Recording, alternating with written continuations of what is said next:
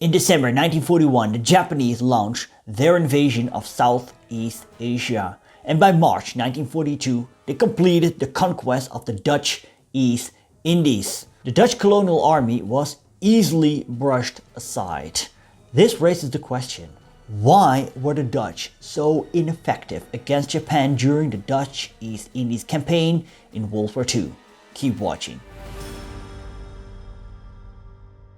Good to have you back on the channel. If you're new, my name is Stefan. I'm a Dutch history teacher and I like to make videos about history for you. If you find it interesting, please consider subscribing. Hit that notification bell. If you want to support me, you can do so via PayPal, Patreon and via Super Thanks. You can see that below the video. The KNIL, Koninklijk Nederlands-Indisch Leger, Royal Netherlands-East Indies Army, was a Dutch colonial army in the Dutch East Indies. For centuries, under Dutch influence, the KNIL was established in the first half of the 19th century when the Dutch state took over the possessions of the Dutch East India Company, the VOC, which had gone bankrupt before.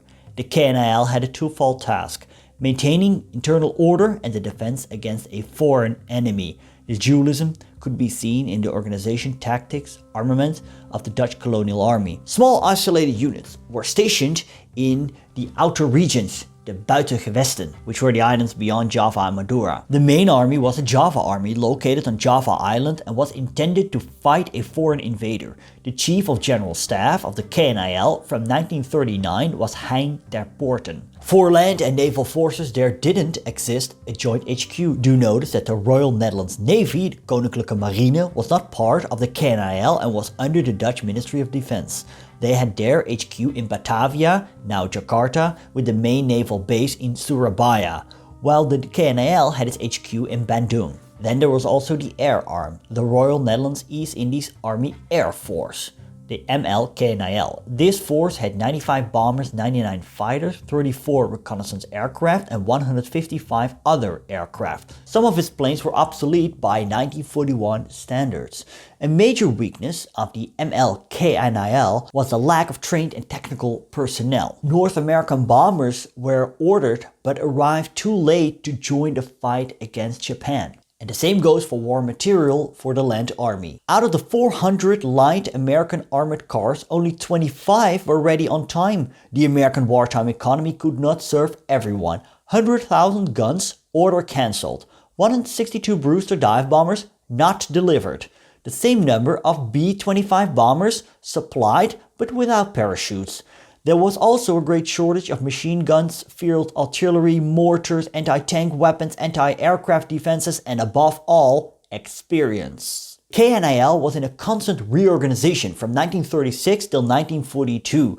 And do notice that the defense of the Indonesian archipelago was a whole different ballgame than when you compare it to the defense of the Netherlands against Germany. In the Netherlands there were several lines of defense. In the Dutch East Indies these lines of defense were the different army branches. The first line of defense was the air arm, which had to prevent Japanese landings. The second line was the Dutch Navy, and the third line was the colonial land army. So how did it come to war between the Netherlands and Japan? Well, did you know that the Netherlands was the first country to declare war on Japan after they had attacked Pearl Harbor? The British and the Americans followed shortly after.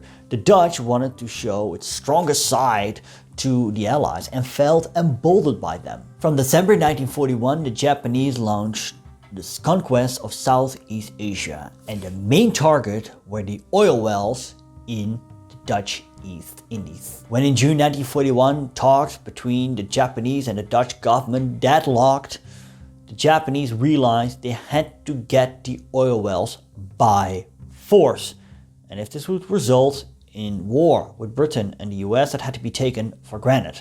Actually, the Japanese declared war against the Dutch on the 11th of January. The Japanese operations in the Dutch East Indies officially started near the end of December 1941, with the first Japanese setting foot in the colony on Tambelan on the 27th of December. On the 11th of January, the Japanese landed on two places simultaneously, Manado on Celebes and Tarakan. So let's take a look at the operations per island. Wait, there's a lot of islands. So let's take a look at the Japanese operations per main island.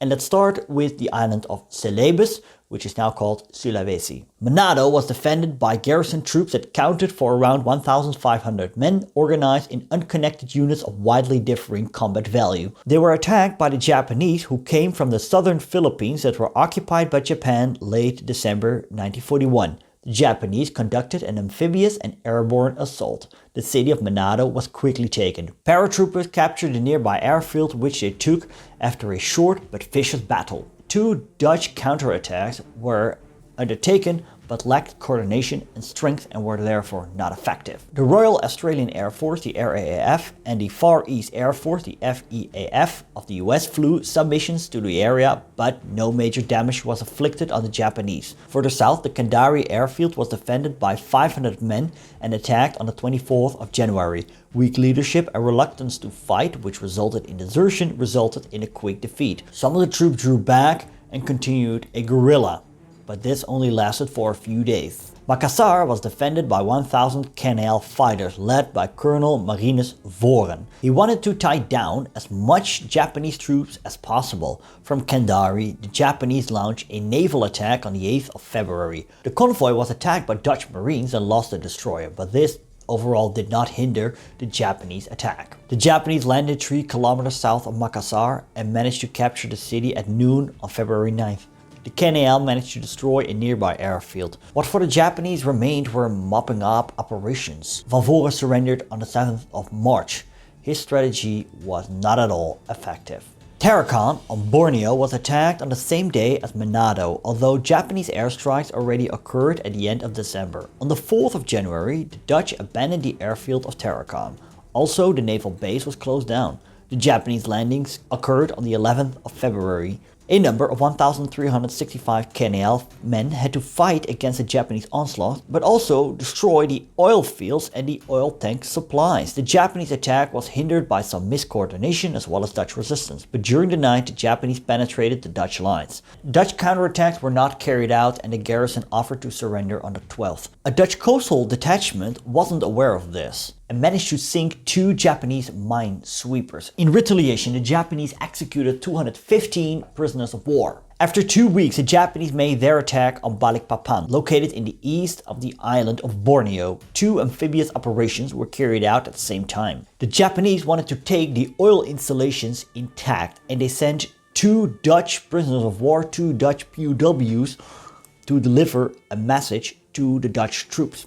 If the Dutch would dare to touch the oil wells, the Japanese would retaliate by executing prisoners of war. Balikpapan was an important oil port and contained an oil refinery and a large tank park. The KNIL had a garrison of 1,200 men. Despite the ultimatum, the Dutch commander ordered to destroy the infrastructure. Now, the Dutch garrison did not fight the Japanese, but retreated inland. As a result of the destruction, 78 Dutch POWs were taken to the beach and executed, and others were forced to watch. On the 15th of January, Abdacom became operational. It was a joint Allied force against Japan. They sent ships and aircraft to stop the Japanese fleet. The Allies managed to inflict significant losses on the Japanese, but at the end, these hit-and-run tactics were not able to prevent the Japanese landings. And with the capture of Kandari and Balikpapan, Java became within flying range for the Japanese aircraft. Banjarmasin is located in the south of Borneo. The Japanese mainly attacked the city and its airfields over land. The KNIL force was partly withdrawn to Java, others deserted and others were captured. The Japanese did suffer losses, but that was due to malaria, as most of the force contracted it.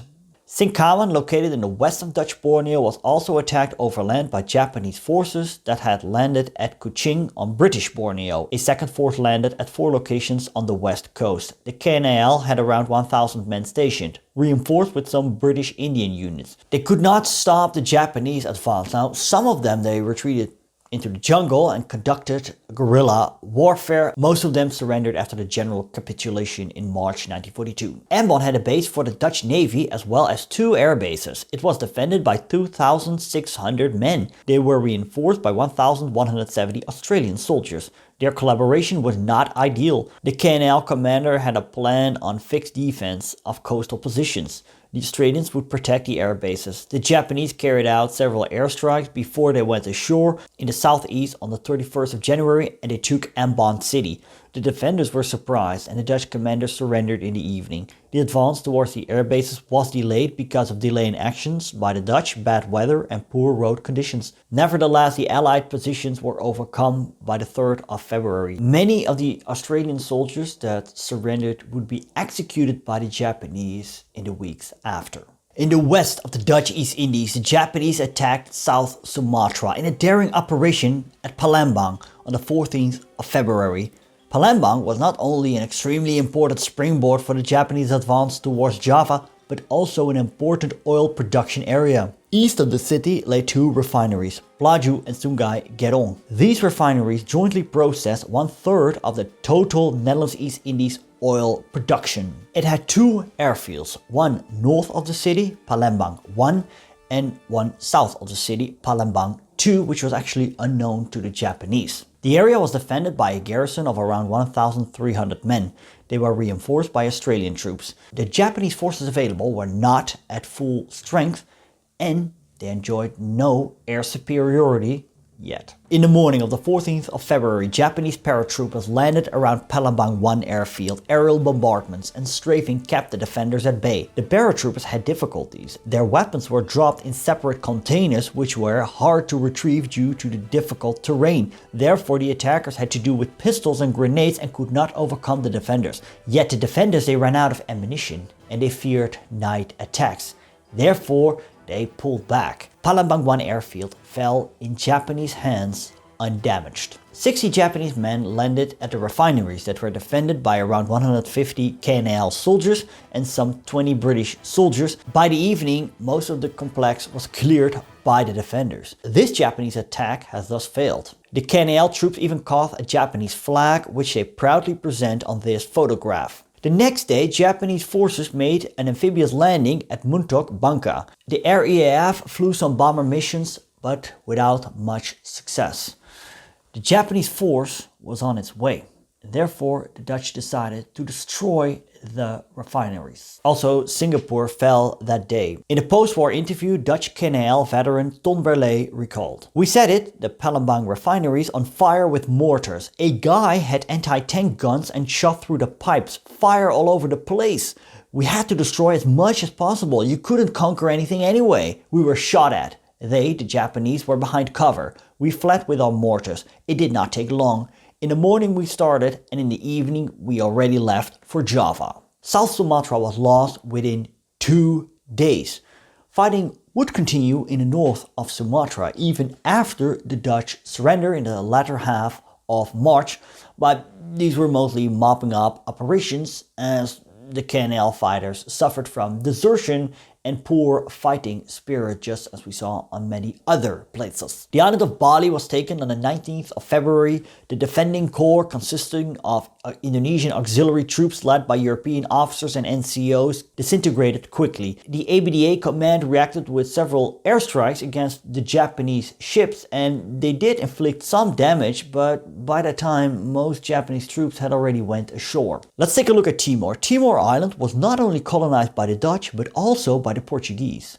On the Dutch part, 500 men were stationed. Also 1,250 Australians and several aircraft of the RAF were stationed there. Timor fell under Australian command. Now Abdacom decided to reinforce this island, but the incoming ships came under Japanese air assaults and thus pulled back to Australia. From the 20th to the 22nd of February, 4 Japanese landings, including tanks, took place. Also, hundreds of paratroopers were dropped. What also dropped was the morale of the defenders. Due to Japanese airstrikes, disease, Japanese successes elsewhere, lack of air power, and the knowledge that no reinforcements were coming. Also, Portuguese Timor was attacked by the Japanese and resistance easily brushed aside. Actually, the Allies already took Portuguese Timor without permission of the Portuguese in December. Eventually, some of the Allies pulled back in the mountains and conducted a guerrilla campaign which lasted for over a year. With all of the surrounding islands occupied, the Battle of Java was about to begin. You know what was about to end? ABDA command. as Wavell, Supreme Commander, resigned on the 25th of February and left the island. No longer were Allied troops sent to Java. Dutch officers took over command of the remaining forces, Ter Poorten for land forces, Van Ooyen for air forces, and Helfrich for naval forces. From early till mid-February, the Japanese conducted several air attacks on positions on Java. Bad weather delayed the invasion. On the 26th of February, 2 Japanese invasion fleets approached the island. A joint Allied fleet was sent to stop them, led by Rear Admiral Karel Doorman. Helfrich had ordered him to fight it out.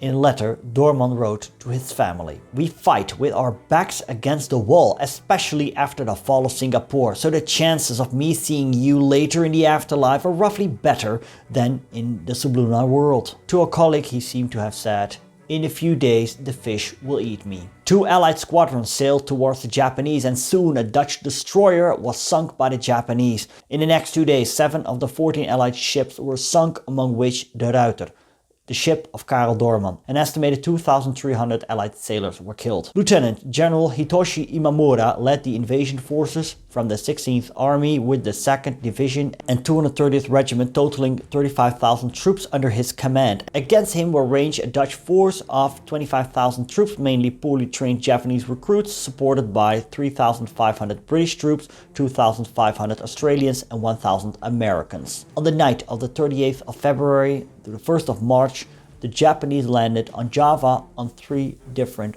points. In West Java, the Japanese ships came under fire by Allied ships and aircraft and suffered some losses. They nevertheless managed to put their troops ashore. The KNL tried to delay the Japanese advance by blowing up bridges, but to no avail. Within a week, the Japanese took Blora, Semarang, Malang, Surakarta and Yogyakarta. Also on the east of the island, the Allies weren't able to stop the Japanese. There was an important battle for the airfield of Kalijati between Bandung and Batavia. This airfield was located fairly close to the coast. A small Japanese detachment landed at Eretan Wetan. The KNL tried to retake the airbase, but with no success. One Dutch veteran named Hans Dorncijfer said in a post-war interview, "In the morning we arrived near the airport. We saw Japanese reconnaissance planes. We shot with a small carabine, but of course that had no effect. Then Japanese bombers came at us. Explosions, trucks that caught fire, death. We took shelter in the craters that the bombs had created. All the bamboo had been wiped out by the explosions. It rained, everything was slippery, everything was mud. We were only a few kilometers from the airport, but we never saw Kalijati. We retreated." With the airbase in hands, the Allies lost many British bombers,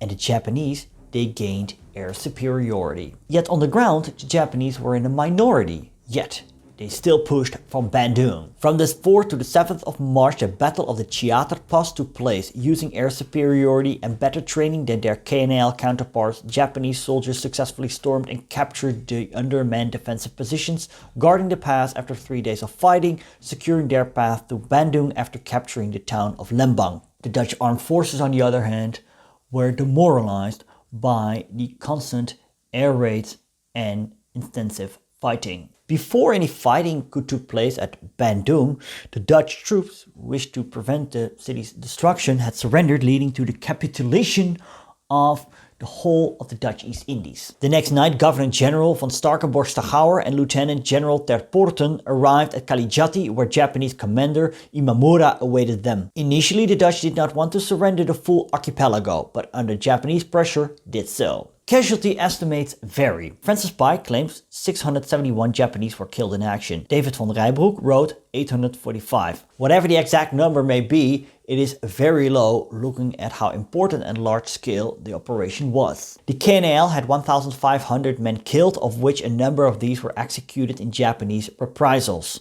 And the Dutch Navy lost 1,650 men. According to von Rijbroek, the Dutch lost in total 2,549 men. A number of 400 European KNL men were taken prisoner by the Japanese and 3,800 men of the Dutch Navy. Japanese sources stated 66,219 men of the KNL were taken. I read this in the works of Mark Lowenstein. Most of the Indonesian Muslims were released by April 1942, while Indonesian Christians were not released. Furthermore, 5,600 British, 2,800 Australians and 91 Americans were taken POW by the Japanese. The reason why the Dutch were so easily defeated on Java Island was best described by Dutch historian P.C. Boer, who wrote in the book, the Dutch title is The Loss of Java, a Matter of Air Power. Now he wrote that it was a matter of air power. Most planes went to Singapore and could therefore not be deployed to defend the Indonesian archipelago. Despite the Allies not being heavily outnumbered in manpower,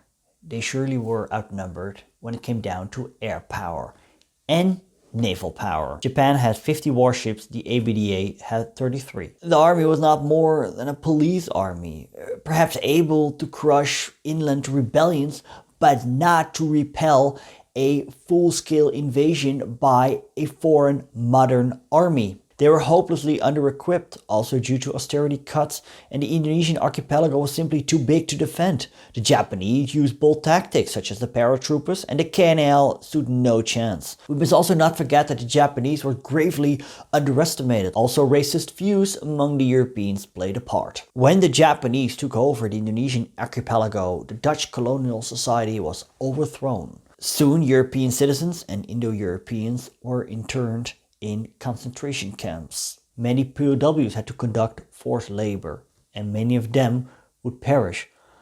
Also, many Indonesians would perish due to forced labor and famine. Thanks to my patrons, you see their names on the screen right now, and a special thanks to Thomas Zabiega, Damien Wallace, Connor, Philip Jordan, Marcus Kaas, Nick Terranova, Haley, Mark Littlehale, Janusz Jozinkiewicz, Johan, Justin Tabel, Tanya Dixie, Henry Clarkson, Rob Park, Andrea Martic, Susana Di Bella, John Beach, Fabrizio, Way Back History, Fernando Lopez Ojeda, Luis Pichera, and Mike West. When World War II was over, the Indonesians declared themselves independent, and what followed were the Bersiap period and eventually the Indonesian War of Independence. If you want to learn more about this, you can click on these two videos. I want to thank you for watching, and I'll see you later.